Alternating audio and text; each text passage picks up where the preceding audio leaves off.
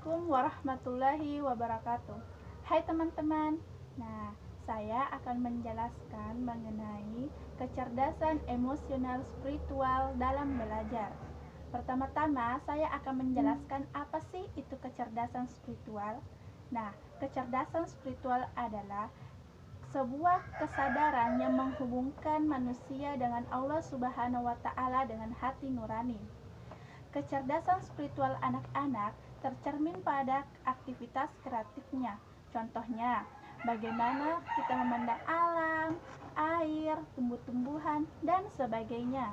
Aristoteles menjabarkan orang yang marah tapi cerdas adalah yang mengerti kapan dan bagaimana bersikap ketika akan marah.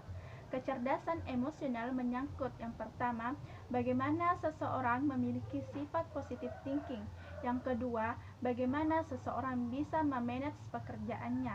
Dan yang ketiga, bertahan menghadapi frustasi. Dan yang keempat, mengenali emosi orang lain. Dan yang terakhir, kemampuan untuk membina hubungan dengan orang lain.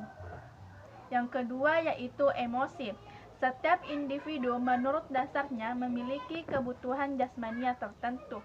Misalnya kebutuhan akan makan, kebebasan bergerak, serta kebebasan dari stimulus-stimulus yang mengganggu.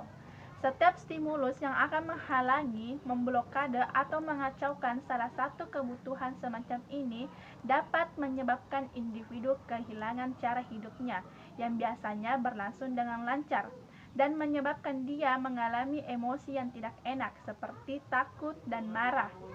Yang ketiga yaitu motivasi dan emosi.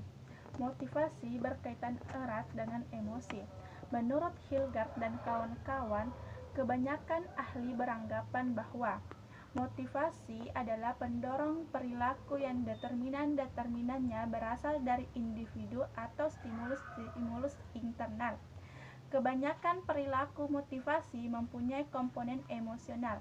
Nah, komponen inilah yang menyebabkan perilaku tertentu cenderung diulang karena menghasilkan sesuatu yang menyenangkan atau dijauhi atau dihindari karena menimbulkan sesuatu yang tidak disukai. Nah, yang keempat yaitu motivasi belajar dan minat. Dalam kaitannya dengan belajar dan minat, biasanya para ahli membedakan dua macam motivasi berdasarkan sumber dorongan terhadap individu, yaitu motivasi intrinsik dan motivasi ekstrinsik.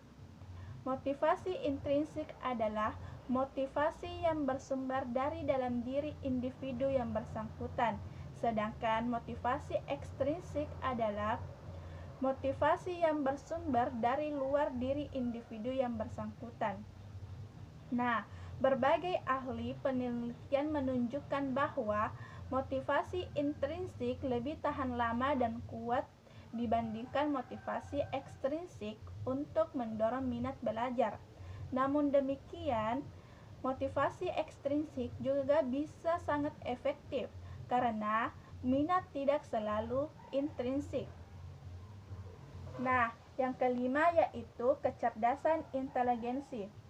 Sebenarnya pengertian cerdas ini sangat beragam, karena kecerdasan bisa meliputi berbagai aspek, seperti intelektual, emosional, spiritual, kinestetik, impersonal, dan akademis. Tetapi secara awam, budaya masyarakat kita cenderung menganggap cerdas adalah apabila anak yang selalu jadi juara kelas atau jago matematik. Padahal tentu tidak selalu demikian.